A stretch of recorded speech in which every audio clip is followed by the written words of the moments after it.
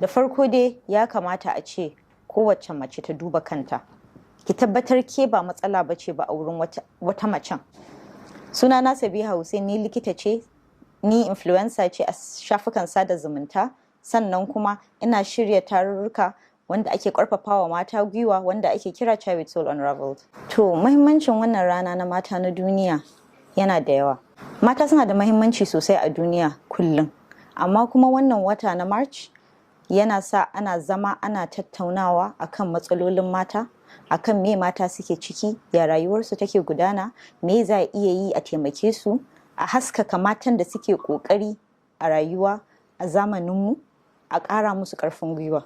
To, Child with Soul Unraveled dai shi taro ne na mata wanda akan haɗu sau ɗaya a wata. Yawanci dai dama haɗuwa muke yi, dai kina kallo na ina kallon ki, haka zamu zauna mu tattauna akan abubuwa da dama da ba a koya mana a makaranta.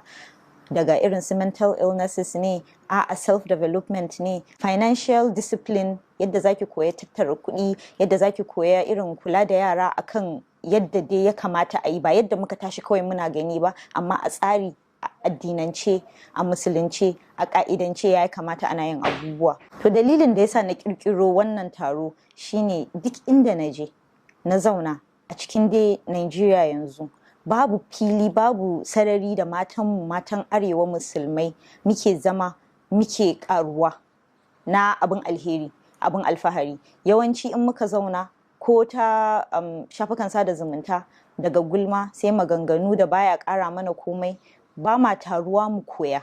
Mata in suka zo Child with Soul Unraveled za su iya kwantar da hankalinsu su faɗa matsalolinsu ba tare da wani ya hantare su ba, ba tare da wani ya gwalace su ba, ba tare da wani ya musu dariya ba. Kowa da matsalolin shi. Mata mu muka san ciwon junanmu.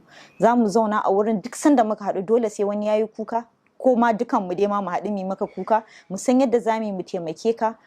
Kawai dai ko runguman ka ma za a yi a ce maka mun ji ka, mun gane me kike me matsalanki, mun gane me kike ji, saboda mu ma muna da matsaloli kala-kala. Muhimmancin mata su taimaka ma junansu yana da yawa sosai. Mace, yadda na faɗa dai, mace ce dai kawai za ta iya gane yadda mace take ji. Matsalolinmu da ciwon ya mace dai na ya mace ne. Babu yadda za a ce wata 'yar uwarki, ko ba jini ya haɗa ko ba, a ce mace 'yar uwarki tana shiga wani hali kuma a ce ba za ki iya taimakonta ba, ko kuma a ce ke ce ma sanadiyan da zai sa wata 'ya macen ta shiga wani hali.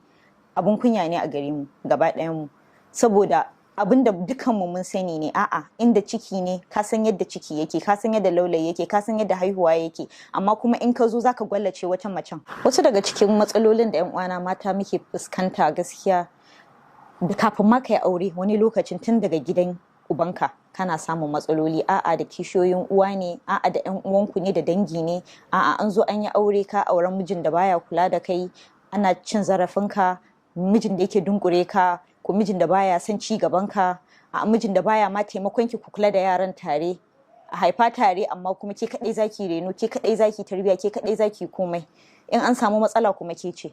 Akwai rashin sanin haƙoƙi, akwai rashin sanin 'yancin kai, rashin sanin yadda za su yi dogaro da kai. Akwai mata da dama da suke so su tsaya akan kafafuwansu amma ba su san yadda za su yi ba, ta yaya za su fara, me ya kamata su yi, ko kuma mazajensu ba su ba su daman yi ba.